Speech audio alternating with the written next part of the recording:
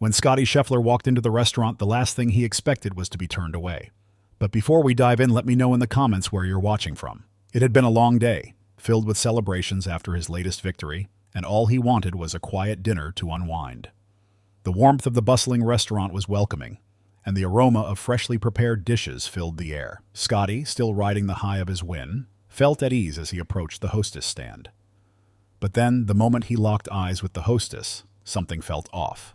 She was a young woman, her features calm, but with a nervous energy that he couldn't quite place. He offered a smile, but her response was less than enthusiastic. She glanced at the reservation list and then, without any explanation, said, "Sorry, sir, we're unable to accommodate you tonight." Scottie froze. He had been to this restaurant several times before. There was no reason, no policy, that could explain why he was being turned away now. His mind raced as he tried to figure out what had just happened. "Is there a mistake?" he asked, his voice steady but edged with confusion. The hostess didn't respond, her eyes shifting nervously away from his gaze. Scottie's heartbeat picked up, the first signs of discomfort creeping in.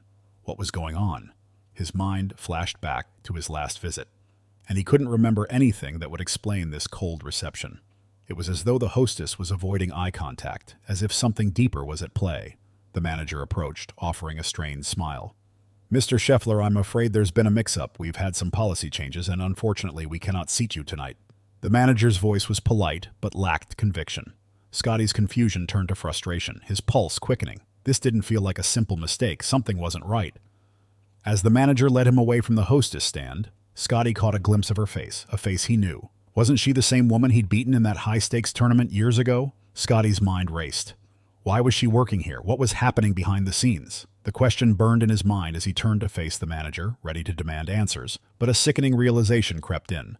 The answers weren't going to come easily. Scottie stood outside the restaurant for a moment, staring at the door that had just closed behind him. The warm glow from inside seemed so distant now, a stark contrast to the cold reception he had just received. His mind was still reeling from the odd encounter, but his gut told him this wasn't just some error. It was deliberate. He felt it in his chest, a tight, uneasy pressure, like the calm before a storm. He took a deep breath, trying to calm himself. He wasn't the type to let things get under his skin, but this felt different. Why was the hostess acting like that? Why was she so nervous? The manager had walked him to the curb with an apology, but the words felt hollow. "It's nothing personal, Mr. Scheffler," the manager had said, his voice forced. "Just policy, you know." Scottie nodded, but his mind wasn't on the manager's words. Policy? There was no mention of any such policy on his last few visits. He scanned the area outside the restaurant, hoping to get a glimpse of the hostess, but she was gone. A few feet away, the valet greeted another customer. Scottie's eyes darted to the door once more, but no sign of the hostess. It wasn't enough to dismiss the feeling gnawing at him, that something was being kept from him. It was the way she looked at him, avoiding eye contact, the faint quiver in her hands when she'd glanced at the reservation list. Then it hit him. The tournament. That particular tournament had been one of the toughest of his career. He'd played against some of the best, but she, the young woman who had turned him away, was the one he remembered the most. She had lost that match in an excruciating final round. A defeat that cost her everything: sponsorships, opportunities, and most importantly, her standing in the world of golf. Scottie hadn't realized at the time how much that loss had affected her, but now it seemed all too clear. Could this be some twisted form of revenge? He turned to walk back toward the valet, his mind racing with possibilities. As he approached his car, the valet caught his attention. "Mr. Scheffler, are you all right?" The concern in the valet's voice was genuine, but it felt out of place. "I'm fine," Scottie muttered, but he knew he wasn't. The small knot of tension in his stomach had grown into a ball of dread. Something was wrong here, and it wasn't just about a bad experience at a restaurant. Before he could slide into the backseat of his car, his phone buzzed. He glanced down and saw an unknown number. His heart skipped a beat. It was a text from a blocked number. "She's not the only one involved. Watch your back, Scheffler." Who was this? What did they know? And what did they mean by "watch your back"? The weight of the message hit him like a punch in the gut. Scottie stared at the phone in his hand, the text message staring back at him like a warning. His mind raced as the car's engine purred to life, but the message was louder than any noise outside. "She's not the only one involved. Watch your back, Scheffler." Who was behind this? He had no idea. Was it someone from the tournament? A competitor, perhaps? Or could it be something more, something personal? He couldn't shake the feeling that this had nothing to do with the restaurant, but everything to do with something much bigger. As the car pulled away from the curb, Scottie couldn't focus on anything but that text. He needed answers, and the only person who could provide them was the woman at the center of it all. The hostess. The drive to his hotel was a blur. His hands gripped the steering wheel tight, his knuckles white as he tried to piece together what was happening. When he arrived, he didn't even bother with his bags. The hotel lobby seemed distant, a low hum of conversations too far removed from the storm brewing inside him. He knew where he had to go, back to that restaurant. He had to confront the hostess. He arrived at the restaurant just before closing time. The lights inside had dimmed, and most of the staff was cleaning up, but the hostess was still there, standing behind the counter. Her back turned to him. Scottie approached slowly, each step carrying a weight of urgency. When she turned to see him, her face paled. The fear in her eyes was impossible to ignore. She didn't say anything at first, as if she was searching for the right words to explain everything. Scottie didn't give her the chance to speak. "Why did you do it?" he asked, his voice sharper than he intended. The words felt like a lash, but he needed answers. "Why did you turn me away tonight?" The hostess flinched, and for a long moment she didn't respond. Finally, she whispered, "I didn't want to, but they made me." She paused, as if the weight of her own confession was suffocating her. "Who made you?" Scottie's voice was quieter now, but his resolve had only hardened. "What's going on here?" Tears welled up in her eyes, but she looked away. She was on the verge of breaking, but she hesitated.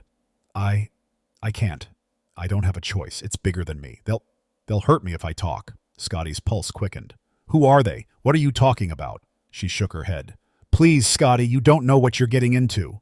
The urgency in her voice was unmistakable. She was scared, terrified even, but there was more. He could see it in her eyes. She knew something that could shatter everything he thought he understood about the world of golf, and beyond. Scottie took a step closer, lowering his voice. "I'm not leaving until you tell me. Who are you scared of? What's going on? Why now?" Her breath hitched as she swallowed hard. Then, just as Scottie thought she was going to speak, she froze. A shadow passed over her face, and she suddenly seemed to shrink in on herself, a deep sense of dread clouding her features. She whispered, barely audible, "It's not just about me, it's about the money. And the people who control everything." Scottie took a step back, his mind whirling. The pieces were beginning to come together, but it wasn't enough. He needed the full story. Before he could press her for more, the manager walked in, his gaze flicking nervously from Scottie to the hostess. "Is there a problem here?" The manager's tone was too calm, too rehearsed. Scottie could feel the tension in the air shift. It wasn't just the hostess involved in something bigger. The manager, too, seemed like he was hiding something. Who were these people? What was their game? Scottie's gut twisted. He was in deep. Just as Scottie was about to demand answers from the manager, the lights flickered and a voice came through his earpiece. The message was simple but chilling. "Get out of there now, they're watching." Scottie's heart raced as the words from his earpiece reverberated through his head. "Get out of there now, they're watching." His eyes darted to the manager, who now stood with his arms crossed, the same calm expression still plastered on his face. There was something wrong. Something was off. The hostess had turned pale, and Scottie knew this was no coincidence. He backed up slowly, glancing around the dimly lit room. Every shadow seemed deeper than the last, and every creak of the restaurant floor felt amplified in his chest. He needed to leave, but he couldn't. Not yet. He was too close to the truth. The manager stepped forward, blocking the exit. "You've been asked to leave, Mr. Scheffler. I think it's time you took the hint." Scottie's pulse pounded in his ears, but his resolve only sharpened. "I'm not leaving until I understand what's going on here. I know you're all involved in something much bigger than a simple restaurant policy. Who's behind this? What's the game?" The manager's eyes narrowed, a flicker of tension crossing his face. But before he could respond, Scottie caught the faintest movement out of the corner of his eye. The hostess was stepping back, her hands trembling. Was she trying to warn him? Scottie's instincts kicked in. He moved quickly, his muscles tensed for action. "Tell me everything, or I'll make sure everyone knows the truth about what's happening here." The manager hesitated, then shot a quick glance toward the kitchen, as if waiting for something. Someone. That's when the door to the back hallway opened, and a man in a dark suit stepped into the restaurant. He was tall, with sharp features and a demeanor that screamed authority. Scottie instantly recognized him. Victor Hammond, the same man who had once been a sponsor in the golf world, a powerful figure known for his ruthless business dealings. Scottie's breath caught in his throat.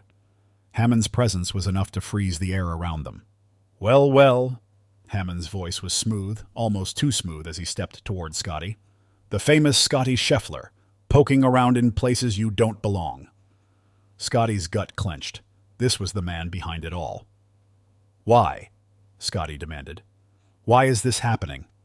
Why did you set me up at that restaurant? Hammond's lips curled into a smile, but there was no warmth in it. Oh, it's not just about you, Scheffler. This has always been about power. You're just a pawn in a much bigger game. You should have stayed out of it. But now that you've figured out too much, there's no turning back. The weight of those words sank deep into Scottie's chest. The pieces were falling into place, but the whole picture still wasn't clear. He stepped forward, his fists clenched at his sides. What game are you playing, Hammond? What's the end goal here? Hammond chuckled, a low, sinister sound. The game? The game is simple. Control, money, influence. You're just a small part of a much larger machine, Scottie, and you've made the mistake of trying to take it down.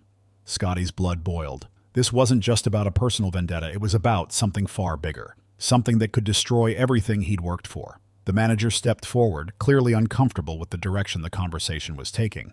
Mr. Hammond, I think it's time we— No, Hammond snapped, his gaze still fixed on Scottie. Let him ask his questions. I think it's time we all had a little chat about what happens when someone like him tries to stir things up. Scottie could feel the anger rising in his chest. He had had enough of playing games. I'm not leaving until you tell me everything. Everything. What do you want from me? For a long moment, Hammond just stared at him, as if weighing his options. Then slowly his smile returned. It wasn't reassuring, it was calculating. You really think you're in control here, don't you? Hammond said quietly, his voice like ice. But you're not. The people I work with, well, let's just say they don't take kindly to people like you poking around where you don't belong. Scottie's heart raced as the manager exchanged a glance with Hammond. And then, without warning, he saw it, a flash of movement behind the bar. The hostess, she was looking at him, eyes wide with terror. Just as Scottie took a step toward her, the lights in the restaurant flickered. The unmistakable sound of a door slamming shut echoed through the space, and in an instant, the room was plunged into darkness. The restaurant was pitch black. Scottie's heart raced as he tried to adjust to the darkness, hearing the shuffle of feet and the murmur of voices. They were closing in. Suddenly, Hammond's voice cut through the silence. You think you've got this all figured out? You're nothing but an inconvenience. Scottie's eyes scanned the dark, his instincts kicking in. He couldn't wait. He needed to act. Grabbing a nearby wine bottle, he swung it in Hammond's direction. The bottle cracked against something hard, and Hammond yelped in surprise. Get down! Scottie shouted, his voice shaking. The lights flickered again, revealing the manager retreating into the shadows, but Hammond remained unfazed. He stepped forward with a cold smirk. You think you've won? He taunted. You have no idea what you're up against. Without hesitation, Scottie lunged, grabbing Hammond by the collar and slamming him into the wall. What's the game here, Hammond? Scottie demanded. Why the restaurant? Why me? Hammond sneered. But before he could answer, the faint sound of sirens echoed outside. The police were coming. Hammond's expression changed to one of calculation. He reached into his pocket and pulled out a small device. A tracker. You're not leaving with anything, alive or with answers, he growled. Scottie's pulse quickened as Hammond activated the device. Suddenly, a buzzing sound filled the air. The walls seemed to close in on Scottie, and a low click echoed in the distance, the sound of a gun being cocked. The gunshot echoed through the restaurant, sharp and jarring. Scottie's body tensed, every nerve screaming as he realized the danger he was in. But the shot never came. Instead, the sound of the gun being cocked had been a distraction. Through the dim light, Scottie saw movement near the door, a team of police officers rushing in. They had arrived just in time. Hammond froze, his face momentarily losing its composure as the officers stormed in, their weapons drawn. The manager, who had been quietly watching the exchange, quickly raised his hands in surrender. Scottie was still panting, adrenaline coursing through his veins. Hammond, you're under arrest for conspiracy, assault, and a list of other charges, one officer barked, handcuffing him as he struggled to maintain his calm facade. Scottie stood there, still in shock, as the police took Hammond away. The tracker Hammond had tried to activate had been rendered useless the moment the officers arrived. It had all been a setup. The police had been following them the whole time. The hostess appeared from the shadows, her face pale but relieved. I couldn't do it anymore, she whispered, her voice trembling. They had control over me. They were forcing me. Scottie nodded, his own breath coming in ragged gasps. He could see the relief in her eyes, but he also knew the cost of her silence. As Hammond was escorted out of the restaurant, Scottie turned to leave, but not before one last look at the scene that had nearly cost him everything.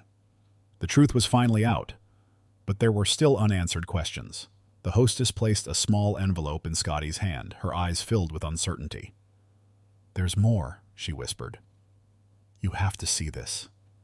Scottie's eyes widened as he opened the envelope. Inside was a photo, showing Hammond shaking hands with a familiar face, someone who had helped fund his career.